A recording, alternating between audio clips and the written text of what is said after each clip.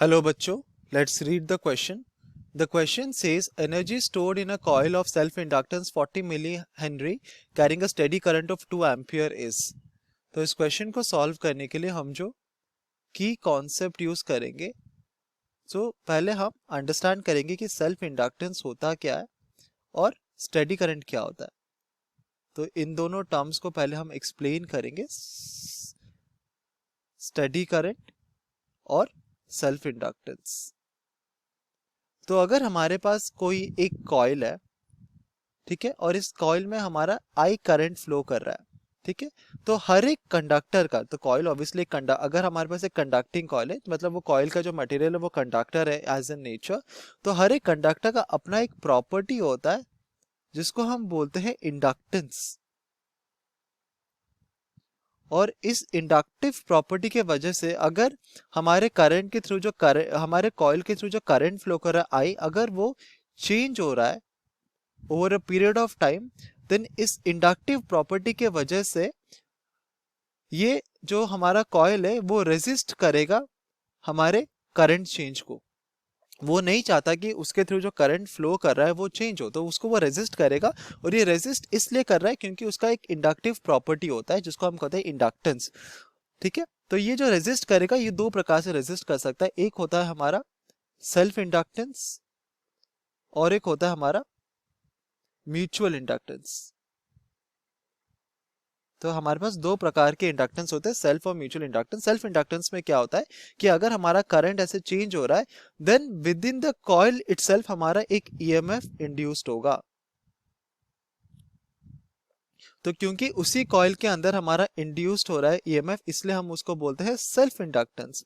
और ये जो इंड्यूस्ड ईएमएफ होगा ये कुछ इस तरह से इंड्यूस्ड होगा कि ये हमारे करंट चेंज को अपोज करेगा.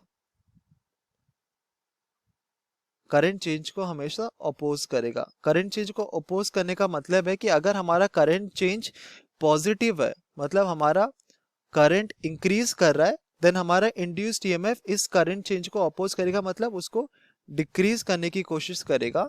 सिमिलरली अगर हमारा जो करंट चेंज है वो अगर नेगेटिव है, मतलब हमारा करंट डिक्रीज कर रहा है over a period of time, then हमारा इंड्यूस्ड ईएमएफ उसको इंक्रीज करने की कोशिश करेगा. तो क्योंकि हमारा within the coil itself जिसमें हमारा करंट चेंज हो रहा है, हमारा ईएमएफ इंड्यूस होता है, इसलिए हम उसे बोलते हैं सेल्फ इंडक्टेंस. और स्टेडी करंट मतलब अगर हमारे पास कोई भी एक कंडक्टर है, उसके थ्रू जो करंट फ्लो कर रहा है आई, अगर उसका वैल्यू कांस्टेंट रहता है over a period of time, then उसको हम बोलते हैं स्टेडी करंट. मतलब वो उसका वैल्यू स्टेडी रह रहा है, चेंज नहीं हो रहा है. तो हमें कहा गया कि हमारे पास एक कॉइल है जिसका सेल्फ इंडक्टेंस हमको दिया गया है L is equal to 40 millihenry, जो कि होता है 40 multiplied by 10 to the power minus of 3 henry. और उसके थ्रू जो करंट फ्लो कर रहा है आई वो है 2 एम्पियर. तो हमें फाइंड आउट करना है कि कितना एनर्जी स्टोर्ड होगा. सो एनर्जी स्टोर्ड होता है E is equal to 1/2 LI square. तो ये हो जाएगा 1/2 मल्टीप्लाइड बाय L, जो कि है 40 multiplied by 10 to the power minus of 3 multiplied by 4, क्योंकि आई है 2 एम्पियर. तो इतना हो जाएगा जूल्स. तो अगर इसको हम कैलकुलेट करें, so this is 1 and this is 2, तो ये हो जाएगा 80 multiplied by 10 to the power minus of 3 joules, which is equal to 0.08 joules. तो ये हो जाएगा 0.08 जूल्स. सो इतना अमाउंट ऑफ एनर्जी हमारा कॉइल में स्टोर्ड होगा, जो कि है हमारा option C. Hope you understood it well. Best of luck.